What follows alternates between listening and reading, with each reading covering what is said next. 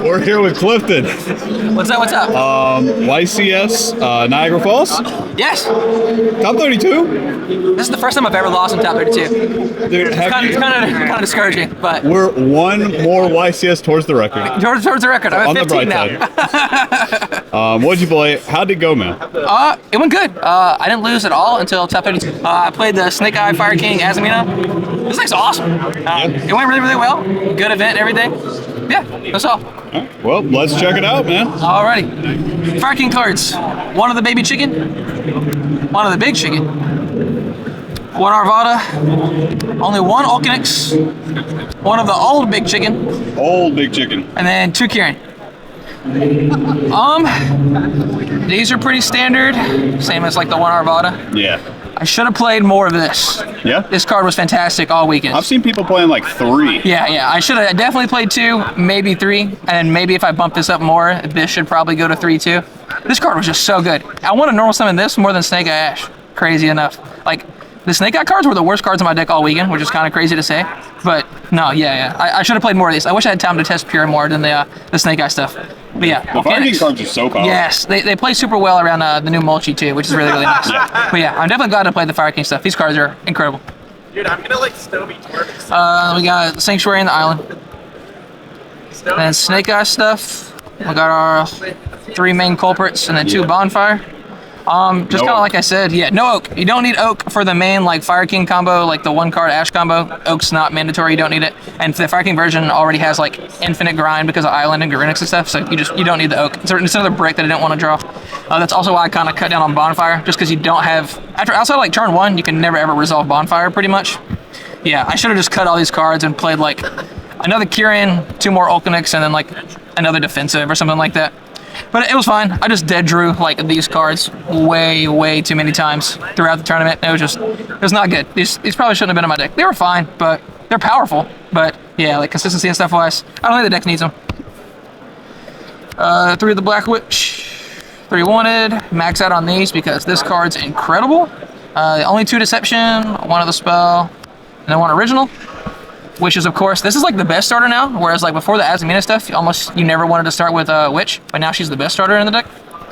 Only 2 deception. This card's really good, but kind of like another card that you'd rather search than start with. Starting with it's not bad, it's just extremely vulnerable. It just loses to a lot of hand traps like Ash Blossom. Getting this Ogre just feels so bad. And you only play the 1 card to search for it, so it's kind of like Bonfire, outside of turn 1, it's dead, except for being able to send it with this. But you can always just keep recurring it during each end phase, so you never ever wanted to see it at multiples. So I just wanted to play 2. In testing, I was breaking on it a lot, so I thought 2 was fine. Definitely one of this because it's searchable. And then just the 1 original. There's another thing that like maybe you bump this up to 2, just to like get Ponix and stuff, and it's not bad to send with the Hollowed Azamina. But like you never really activate this card for its regular effect to send a summon. Mainly you just like keep it in hand or set it with Black Witch and then dump it with this to then banish it to put back Witch to add Ponix in this deck. And then Call by the Grave. Gotta beat the hand traps and the Mulchi. 3 Ash. 3 of the Fuwalos. It's pretty, not every deck can main deck this card, even though like you probably should. Definitely if you can, you should. But in this deck it's good because you can like pitch it for Witch, you can tribute it for Deception. There was even one game where I had to like use Islands to pop this to get an Ulcanix to start playing, which was kind of funny, but you gotta do what you gotta do. 3 Ogre, this was the 2nd best card in my deck, just hitting things like IP, even like Nightmare Pain, it's really good against Yubel, and then hitting Deception is just like game ending. 3 Empire, just great hand trap, doesn't play any talents, good draw. And this was the best card in my deck all weekend long. Dominus Impulse. Yes, this was the main reason I really wanted to play Fire King, and then no Fiendsmith cards, of course. You just play correctly, just don't let it conflict with this. Like if you're playing against Yubel, even if they start with like Lotus or something, just save the Ogre for the Nightmare Pain or whatever, and then you can impulse them like later on, or you can just save it for your turn. There were a lot of times where I like caught their Unchained Solar Rage whenever they were trying to link off my guy with Impulse. Same as like against Snake Eye, you can just use this against their IP Masquerena and they never ever see it coming. I also like never ever set this card, even if I'm like going first or whatever. I just always keep it in my hand, that way my opponent doesn't play around it. If I set it, they might think it's an Imperm or something. But yeah, I just always keep this card in my hand. It was a blowout so many times. This is by far the best card in my deck. Very glad I played the Fire King version so that I could play this card. Extra deck.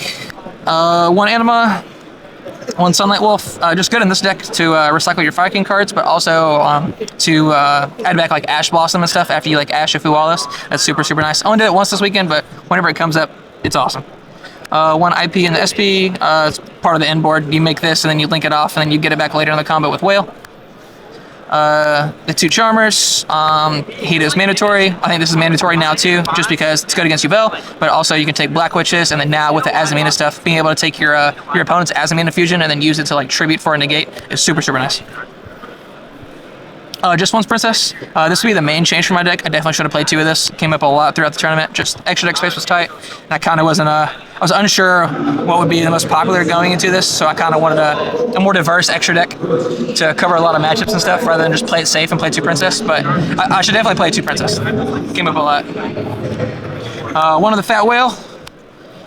The Raging Phoenix and these 2 guys. Funny enough, these 2 cards were the only cards in my extra deck I didn't make the whole weekend. That's wild. I know, right? Normally when you pick a Snake Eyes, you think of killing people with these cards. But yeah, the Fire King cards are just, they're so self-sufficient. They do a lot on their own.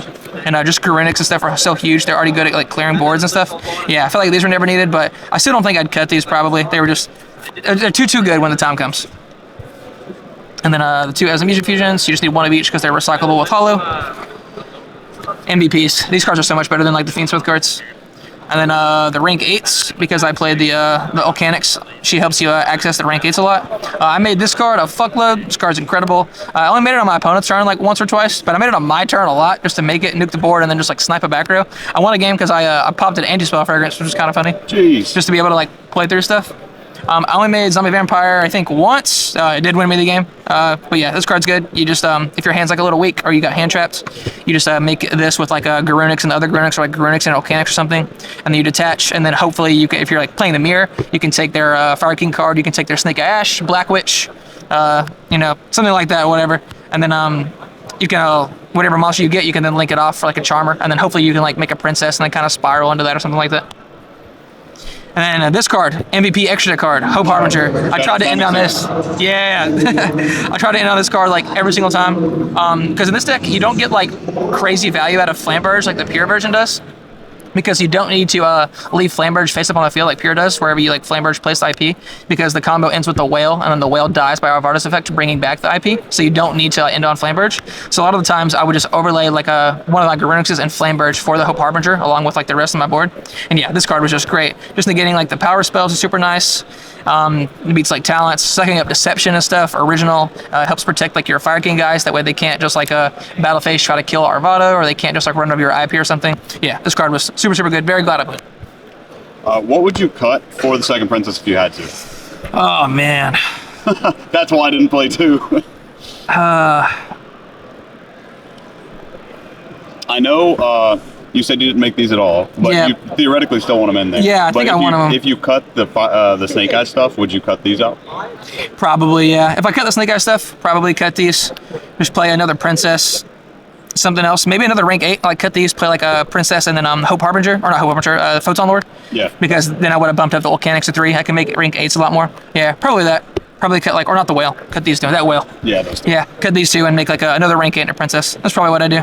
Or if I kept the Snake stuff, I'd probably either cut this or like maybe Sunlight Wolf. These 2 felt like the other 2, like maybe a little overkill cards, but they were both good and they both came up, so I don't know. I like the idea of being able to Ash Mulchi and then add it back to my hand on my opponent's turn. Like, it's just so good.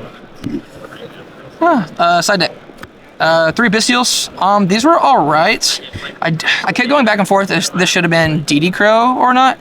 DD Crow is really, really good because it actually deals with the problem, which is hollowed Azamina and stuff, whereas this is still good. You know, you can catch their Azamina card in the graveyard whenever they use the spell, because if you banish their fusion, then they don't get the spell back. But if they play correctly a lot of times, or if their hand's decent, then they can like use the fusion spell and put it in grave, and they summon their monster, and they can use the fusion spell in grave to put back the monster on field back to the extra deck to add back the spell, and then they're effectively playing around Bestials. So there's like a couple times where I had Crow, but these are just like so strong. They deal with a lot of other problem cards, and the best thing about it is it's an extra body, so you don't like lose the hand trap. So like for like cards like a Witch or Deception that require that extra card to like send or tribute, these help a lot. Yeah, these are good.